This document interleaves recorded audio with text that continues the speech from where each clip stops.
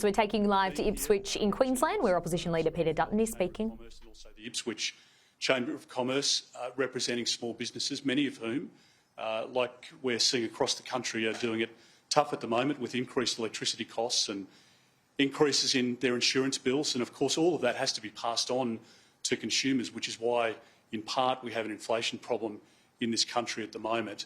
I also want to say thank you very much to Paul Scarr, who, as you can see in his presentation again today, is dynamic, excitable, and has been a great supporter of this region for a long period of time.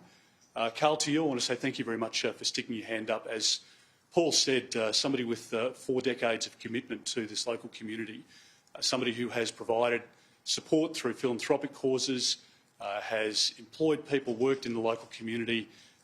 This is really going to be a battle zone in the next election, and you're up against not only a tired local member but also Anthony Albanese. If Anthony Albanese wins the seat of Blair, he'll stay on as Prime Minister. So this is a must-win seat for us, and I believe very strongly that we can win this seat. And if we do that, we can get our country back on track.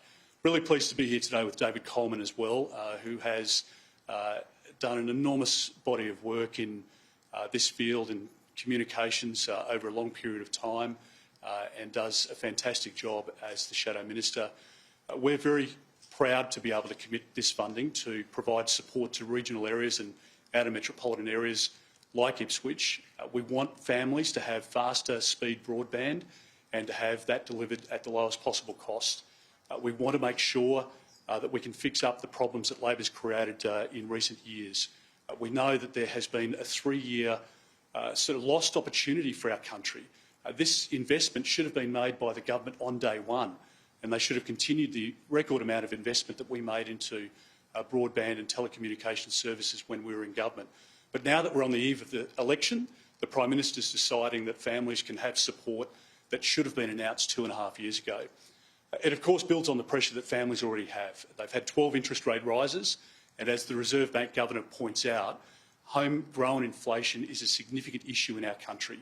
Interest rates have already come down in Canada, in New Zealand, in the United States, in the United Kingdom, and because the government continues to spend so much money into the economy here, that is keeping interest rates higher for longer, and that's why there is so much mortgage stress out there at the moment. So really proud to be here today, and I'm very happy to take any questions. Just on rates, are you concerned that the falling Australian dollar could delay a rate cut?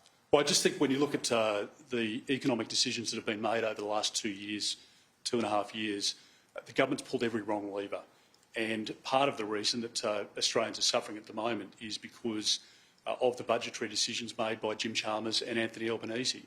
And if we continue to see softening in the Australian dollar, if we continue to see inflation run rampant under this government, then we'll see interest rates stay higher for longer. In fact, some analysts talk about upward pressure on rates as opposed to downward pressure. Now, I want to see interest rates come down.